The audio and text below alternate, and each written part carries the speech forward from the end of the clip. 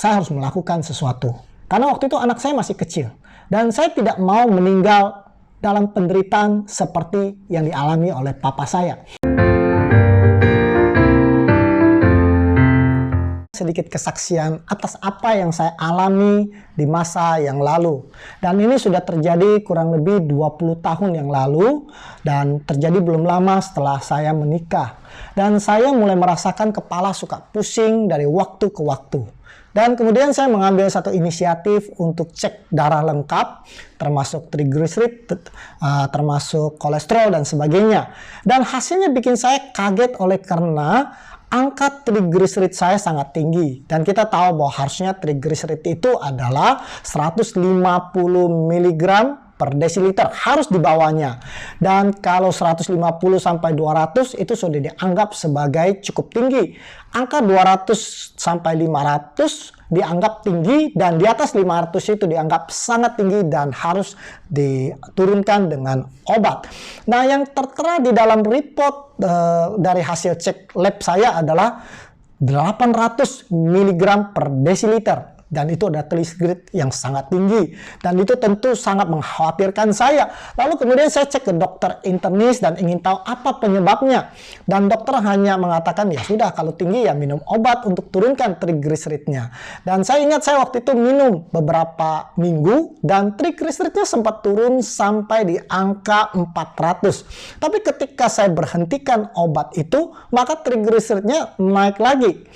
Lalu ada orang yang memperkenalkan saya untuk berobat ke dokter ahli darah, konon ahli darah se-Indonesia, yaitu Profesor Dr. Karmel Tambunan. Beliau minta kepada saya untuk melakukan beberapa macam tes yang saya sudah agak lupa apa tesnya karena sudah cukup lama. Tetapi yang saya ingat waktu itu biaya tesnya cukup tinggi untuk ukuran saat itu. Dan setelah tes yang komprehensif, dokter akhirnya sama juga mengatakan bahwa ada pengaruh genetik dan memang saya harus minum obat untuk menurunkannya seumur hidup. Dokter itu katakan, ya olahraga, makanan sehat mungkin membantu, tetapi akan sulit untuk turunkan sampai normal tanpa bantuan obat. Saya mau cerita sedikit background keluarga saya yang memang genetik kurang menguntungkan. Papa saya menderita penyakit kencing manis, 3 kali stroke, dan kemudian meninggal saat stroke yang keempat kali. Mama saya juga kencing manis 30 tahun, ada penyakit jantung, dan juga meninggal karena serangan jantung. Nah, sebelum papa saya meninggal, beliau terbaring selama 4 bulan di atas ranjang. Dan kemudian makanan sudah tidak bisa lagi dimasukkan lewat mulut secara normal, tetapi sudah harus disonde. Jadi semua makanan favoritnya di blender dan dimasukkan lewat hidung dan kemudian dipompa. Dan benar, pepatah mengatakan bahwa kenikmatan makanan itu hanya sejengkal dari mulut sampai tenggorokan. Jadi walaupun dikasih makanan kesenangannya, papa saya tidak merasakan apapun rasa makanannya. Oleh karena dipompa dan melewati lubang hidungnya. Lalu karena kelamaan tidur, nah di punggung papa saya itu juga akhirnya membusuk. Dan itu kemudian mengeluarkan bau yang tidak sedap. Dan dia terus merintih kesakitan. Saya sebagai anak sungguh tidak tega melihat bapak saya saat itu menderita seperti itu.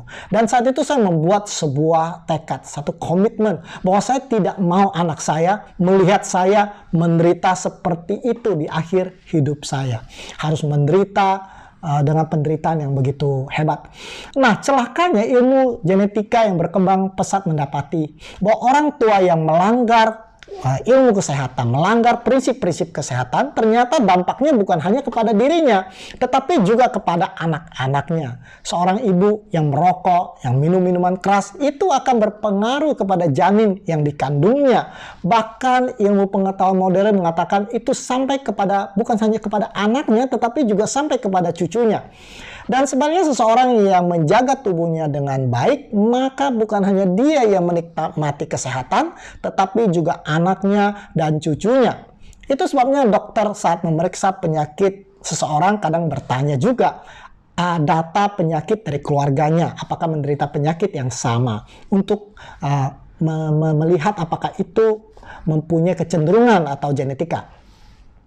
Sehingga waktu dokter mengatakan bahwa triglycerida saya ini sangat tinggi dan melihat background daripada orang tua saya, maka dokter menyimpulkan bahwa ada faktor genetiknya. Dan dokter mengatakan jika tidak dibantu dengan obat, saya bisa mengalami serangan jantung atau kencing manis atau bisa stroke seperti orang tua saya. Dan saya mau cerita sedikit, memang orang tua saya, papa saya itu suka sekali makan, dan dia suka makan nasi padang, makan makanan yang sangat berlemak tinggi dan tidak sehat, dan hampir tidak pernah berolahraga. Dan tentu itu menyumbang banyak sekali kepada penyakit-penyakit dari jantungnya dan darah tinggi dan sebagainya. Kemudian di saat itulah saya merasa bahwa saya harus melakukan sesuatu. Karena waktu itu anak saya masih kecil.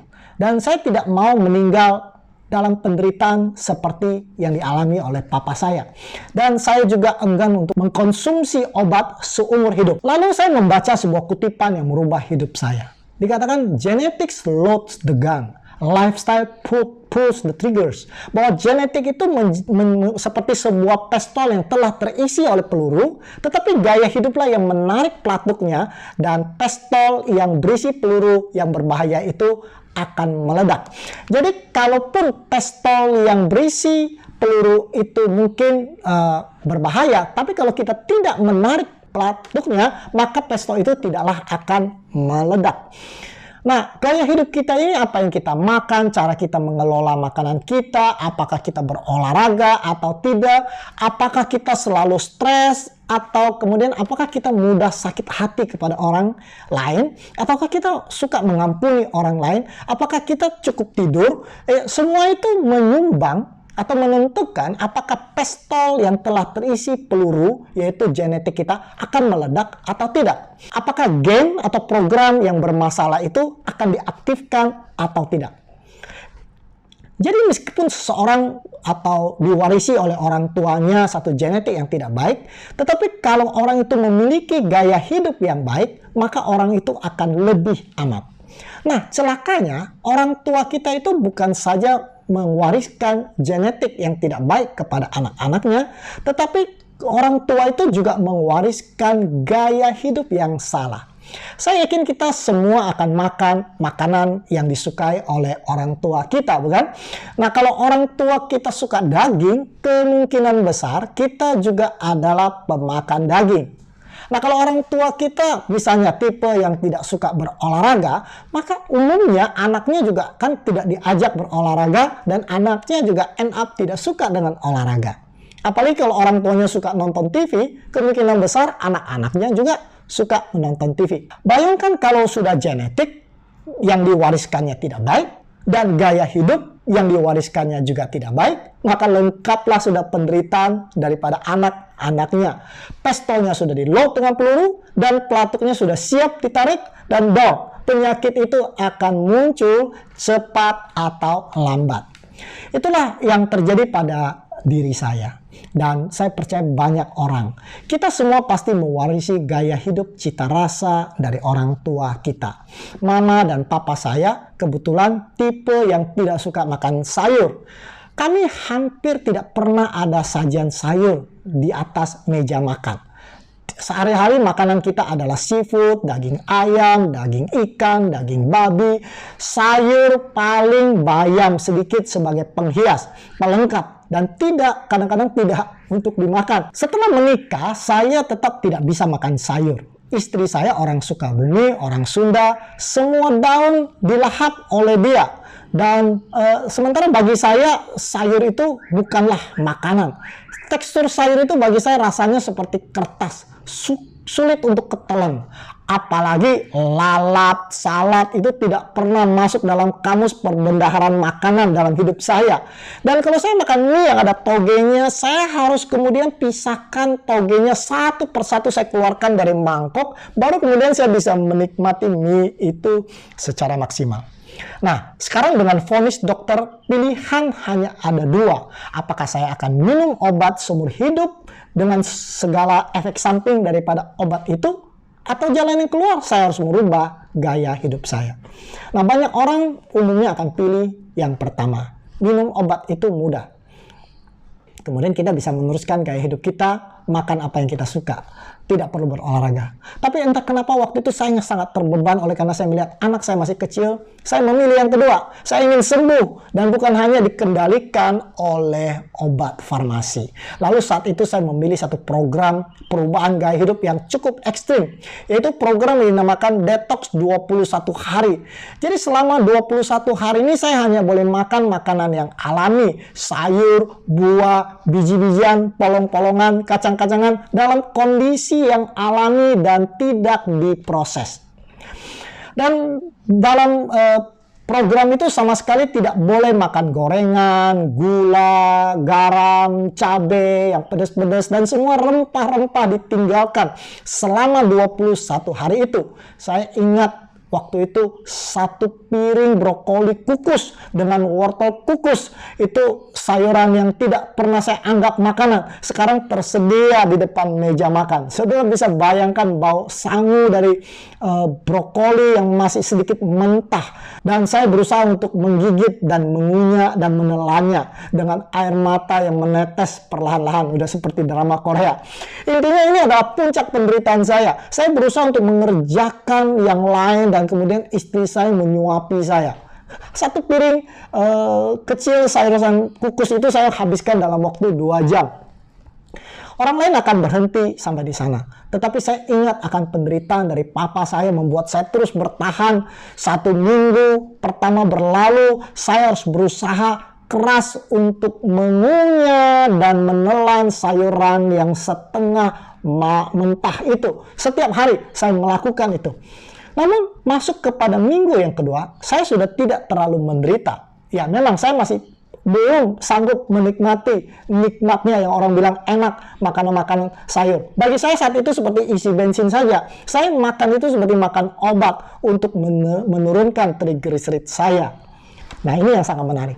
Anehnya, masuk ke minggu yang ketiga, saya mulai bisa merasakan sedikit rasa enak dari sayur-sayuran itu. Dan puji Tuhan saya berhasil menyelesaikan 2 ronde dari detox itu. Jadi 42 hari lamanya saya makan makanan asli ciptaan Tuhan tanpa proses, tanpa masak yang berlebihan. Hanya dikukus dan direbus. Dan saudara sekalian, keajaiban itu terjadi. Triglycerid saya mulai turun perlahan-lahan. Saya tes setelah saya detox, turun menjadi 450 mg. Jadi hampir turun setengahnya. Lalu kemudian bulan berikutnya saya tes lagi menjadi 250. Bulan berikutnya lagi saya tes tinggal 150. Dengan katanya sudah di border aman. Lalu saya membawa laporan dari lab dan saya perlihatkan kepada Dr. Karmel Tambunan. Dan kata dokter itu, saya masih ingat persis sampai sekarang. Dia katakan, saya tidak tahu kamu makan jamu apa. Tapi apapun yang kamu makan itu lebih mujarab daripada obat dokter. Jadi teruskan saja. Dan semua itu mengingatkan saya kepada seorang yang bernama Hippocrates yang hidup di zaman dahulu, tetapi sangat bijaksana dengan mengatakan let food be thy medicine and let medicine be thy food. Biarlah makanan menjadi obatmu dan biarlah obatmu menjadi makananmu. Obatmu menjadi berupa makananmu maksudnya. Dan saya mulai merubah gaya hidup saya yang lainnya.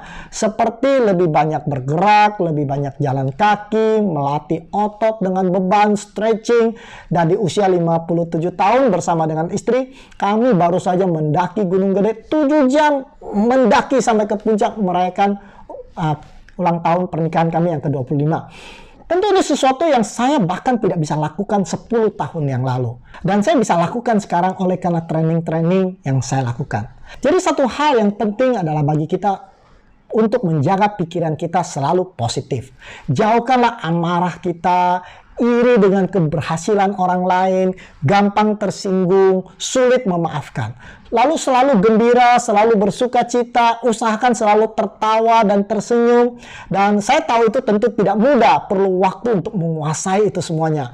Namun kita adalah tuan dari pikiran kita. Kita adalah tuan dari emosi kita. Kita adalah tuan dari selera kita. Dan kita bisa melatih itu sebagai gantinya memuaskan semua nafsu dan selera kita. Ada satu pepatah yang mengatakan you only live once. Kita hanya hidup 1 kali. Tetapi yang lebih tepat adalah You only die once, but you live every day. Kita hanya mati satu kali, tetapi kita hidup setiap hari, 7 hari seminggu, 30 hari sebulan, 365 hari setahun. Kita isi itu dengan hal-hal yang positif, kita tinggalkan hal-hal yang negatif, kita latih tubuh kita untuk menjadi lebih sehat, kita latih pikiran kita untuk menjadi lebih positif, kita latih emosi kita menjadi lebih sehat, niscaya kita akan menjadi orang yang lebih bahagia. Saya ingin cerita sedikit mengenai mama saya. Mungkin ini sebagai bonus kesaksian. Mama saya kencing manis 30 tahun. Dan dia selalu mengatakan bahwa kencing manis adalah penyakit yang tidak bisa disembuhkan. Lalu saya membujuk dia. Dia katakan, sudahlah, saya kan sudah tua, sebentar lagi meninggal. Saya katakan, kalau mama meninggal, kalau mama buta bagaimana? Lalu kemudian kebetulan ada saudara kita yang oleh karena kencing manis dan kemudian menjadi buta, maka kata-kata itu sangat mengena. Lalu dia katakan, oke, baiklah mama coba. Jadi selama 1 bulan saya memberikan makanan-makanan yang seperti saya makan. Dan untung mama saya mau. Jadi kita hanya makan makanan utuh. Selama 1 bulan saya ajak mama saya jalan pagi. Sehari 5 km. Kita mesti habiskan itu 5 km. Pagi, siang, sore. Lalu kemudian makanan yang dijaga. Dan di dalam waktu 1 bulan, sangat luar biasa. Mama saya stop obatnya secara perlahan-lahan, dan di hari yang terakhir di 1 bulan itu gula darahnya menjadi normal tanpa obat. Jadi ini adalah sesuatu yang sangat luar biasa setelah 30 tahun. Dan pertama kali dia melihat bahwa dia mempunyai gula darah yang normal. Lalu mama saya katakan, oke, kamu sudah membuktikan bahwa kencing manis bisa disembuhkan dengan gaya hidup. Tapi yang sangat menarik dia katakan, tapi mama mau balik lagi makan obat. Oleh karena mama tidak sanggup hidup dengan makanan-makanan seperti itu. So sekalian, kesembuhan itu bisa didapatkan kalau kita mau merubah gaya hidup kita. Tetapi seringkali orang memilih untuk tidak sembuh. Oleh karena kita mencintai akan selera kita. Dan biarlah kita semua memilih yang terbaik untuk tubuh kita. Karena kita bisa bahagia apabila kita mempunyai tubuh yang sehat. Tuhan memberkati.